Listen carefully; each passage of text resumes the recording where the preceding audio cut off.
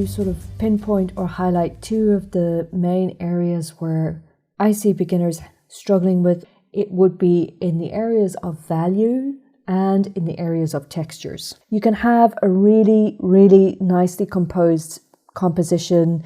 You can have, a lot of detail and a really strong sense of story. But if the values are wrong and they don't quite work well together, it can really let that composition or let that background painting down. The other area of textures I'm going to explain a bit more when we get into it. But in this lesson, I wanted to show you how to adjust your values, how to make sure that your values read very, very clearly. So values refers to the contrast within your painting. Elements within the foreground are going to have higher contrast, and elements in the background will have less contrast. Sometimes it does depend on the specific lighting setup that you've got going on, but that's a really good guideline. So here's a really handy, very quick way to adjust the values in your painting.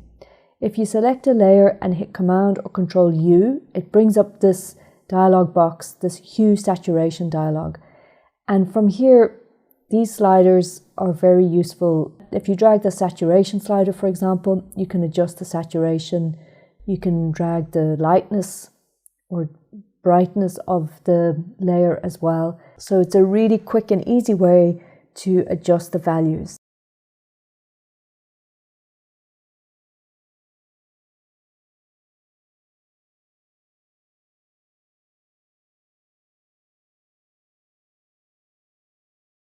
I'm going to make this much darker. Okay, that looks better. All these elements in the front should be a little bit darker, so I'm dragging this slider down on all of them just to make them sit in the background and be much more dramatic. It's much easier to change the value than it is to change the hue, in my opinion. So I would make sure that the base color, you're happy enough with that, and then just work with lightness and saturation.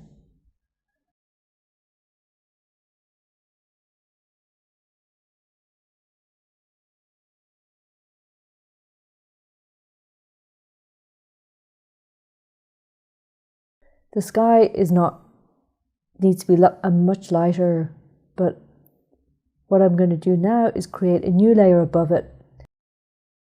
This is a big soft round brush, one of the default Photoshop brushes, and I'm just going to add in this very light tone across the bottom of the sky. So that's great. That's giving you that sense of gradient on the sky, and I can even maybe darken it up along the top.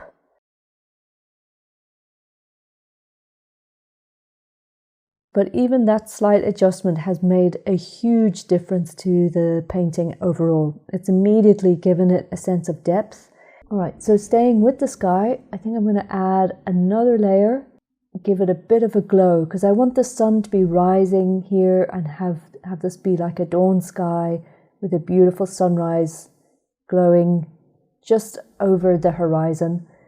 So I'm going to give a hint of that. This is all done with a very soft round brush and very, very lightly. You don't have to be too heavy-handed with this effect.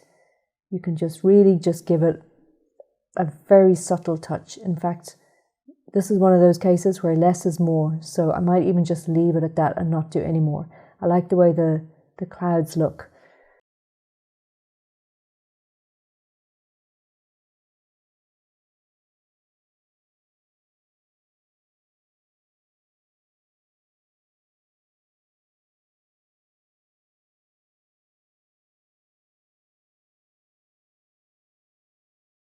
One thing I might do, like I did with the forest though, is stylize the clouds a little bit. Grab the lasso tool and just draw a very simple shape like this. And then with the brush tool, I'm just going to brush on the very, very edge of my selection.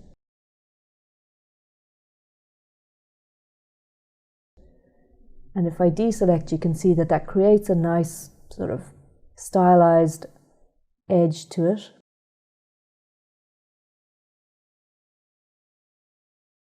So I'm literally just brushing on the edge just to give it that definition in the sky.